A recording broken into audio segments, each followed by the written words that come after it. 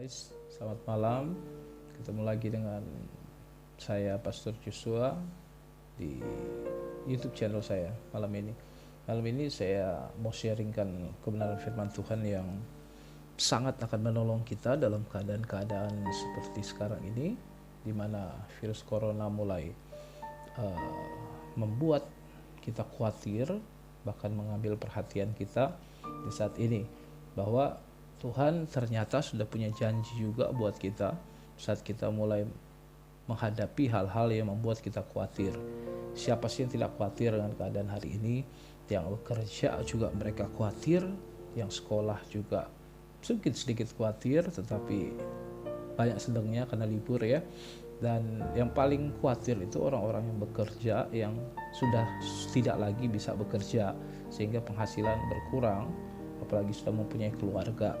Dan ini sangat merisaukan, bahkan sangat wajar menimbulkan kekhawatiran bagi banyak orang. Tetapi Alkitab mengajar kita sesuatu hal yang luar biasa malam hari ini, yaitu di Matius pasal yang ke-6 ayat yang ke-25 sampai 34. Judulnya itu hal kekhawatiran. Jadi bagaimana diajarkan di sana bahwa kita tidak boleh khawatir dengan apapun, khususnya yang kita khawatirkan masalah kita mau makan apa, tinggal di mana, pakaian kita bagaimana, mau pakai apa. Kita seringkali khawatir sandang pangan dan papan kita, padahal firman Tuhan sudah sangat jelas mengajar kita bahwa Bapa kita di surga mengerti kita membutuhkan semuanya itu. Oke, dari Matius pasal yang ke-6 ayat yang ke-25 sampai 34, saya akan menekankan ketiga ayat yang akan saya kupas malam hari ini dalam vlog hari ini, yaitu di ayat yang ke-25 khususnya dikatakan seperti ini, bahwa karena itu aku berkata kepadamu, katakan, aku berkata kepadamu, janganlah khawatir akan hidupmu, akan apa yang hendak kamu makan atau minum, dan janganlah khawatir pula akan tubuhmu, akan apa yang hendak kamu pakai. Bukankah hidup itu lebih penting daripada makanan, dan tubuh itu lebih penting daripada pakaian?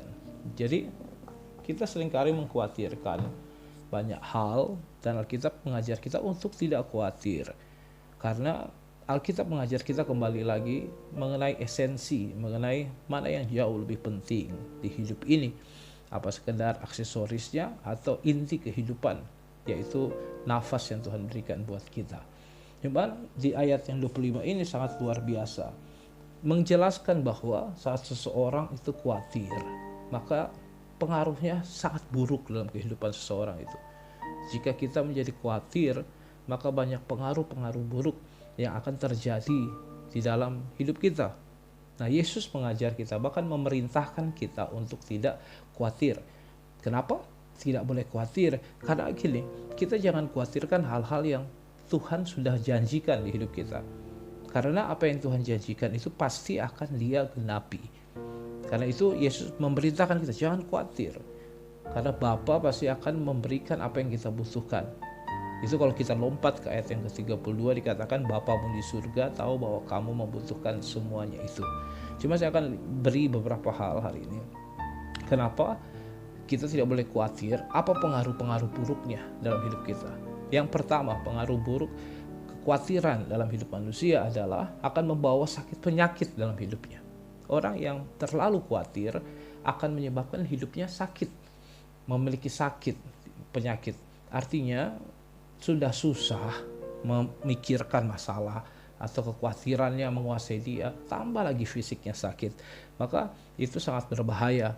Karena itu Alkitab berkata bahwa jagalah hatimu dengan segala kewaspadaan.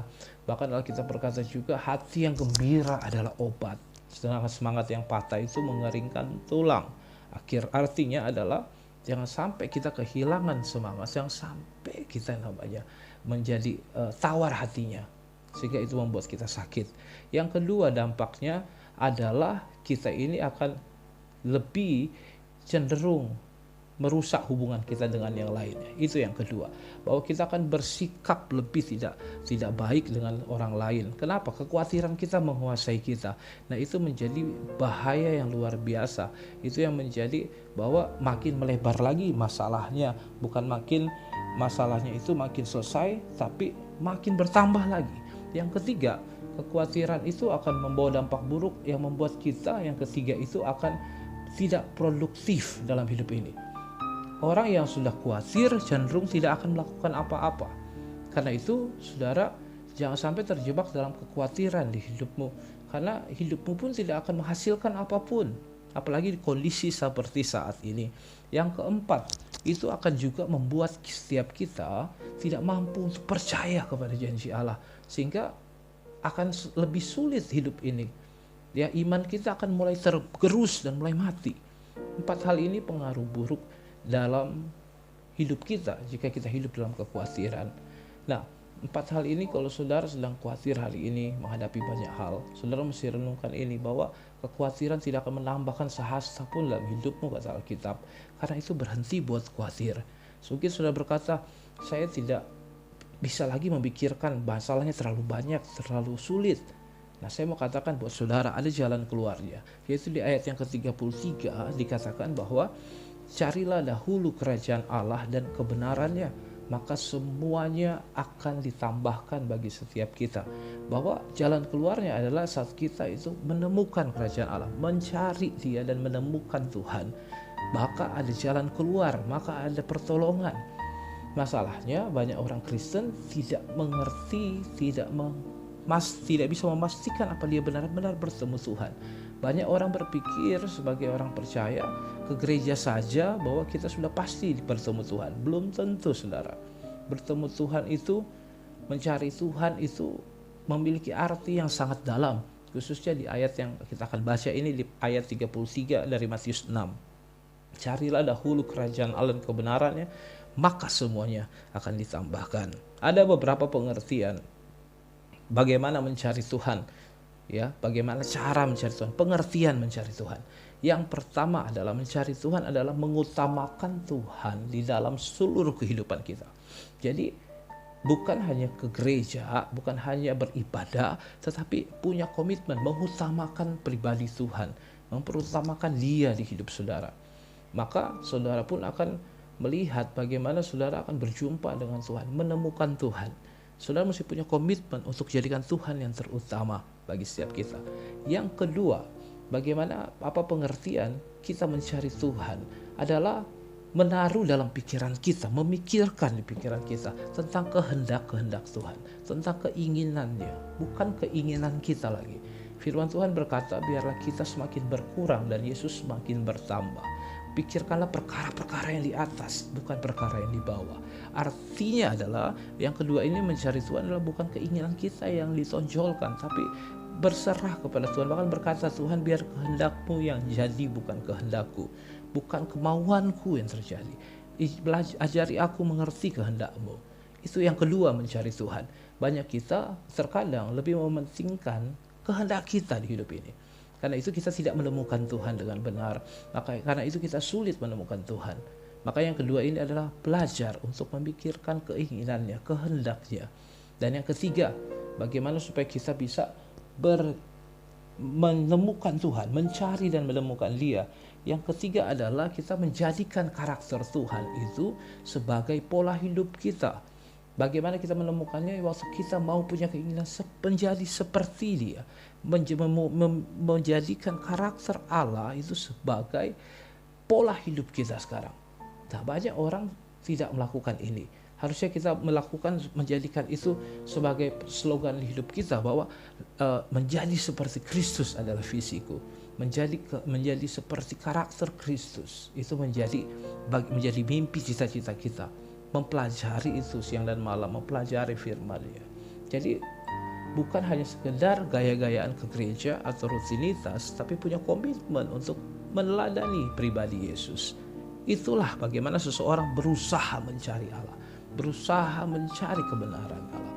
Dan yang keempat adalah bagaimana supaya kita mencari Allah dan kita menemukannya, adalah melayani dan mentaati Dia dalam segala hal, melayani dan menaati Tuhan dalam segala hal.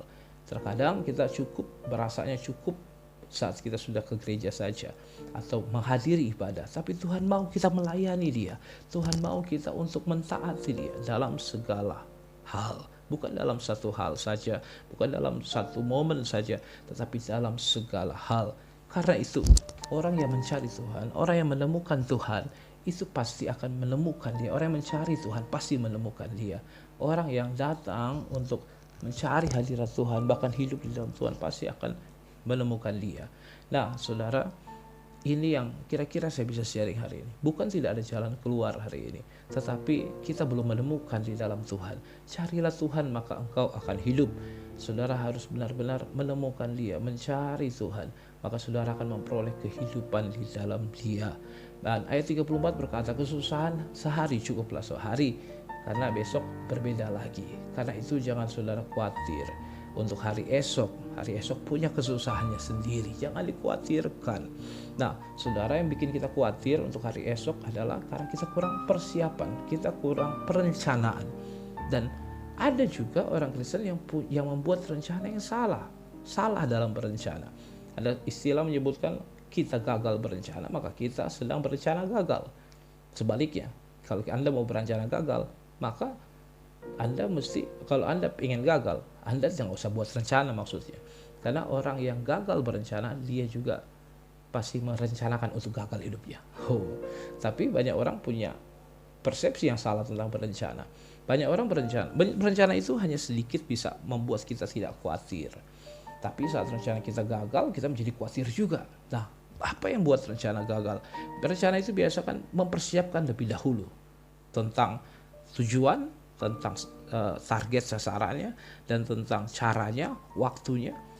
Tapi kita lupa satu hal dalam berencana, melibatkan Tuhan dalam perencanaan, yaitu mengikuti tuntunan Tuhan dalam perencanaan ini, sehingga itu bisa berhasil. Nah, saya percaya bahwa saudara, saat saudara sedang memikirkan sesuatu, merencanakan sesuatu, dan itu tidak terjadi, janganlah itu membuat hubunganmu dengan Tuhan gagal hari ini. Jangan sampai membuat kekhawatiranmu membuat hubunganmu dengan Tuhan berantakan hari ini. Carilah Tuhan, maka engkau akan hidup. Carilah Tuhan, maka engkau akan bebas dari kekhawatiran. Saya tahu hari ini tidak ada mungkin dasar untuk kita berharap hal yang baik, karena tidak semakin baik hari-hari ini. Tetapi saat saudara berharap sama Tuhan, beriman sama Tuhan, iman walaupun tidak melihat, saudara percaya bahwa ada rencana Tuhan, rancangan Tuhan, damai sejahtera sangat luar biasa untuk hari depan kita. May God bless you. Kiranya Tuhan berkati setiap kita, damai sejahtera bersama kita sekalian dimanapun saudara berada.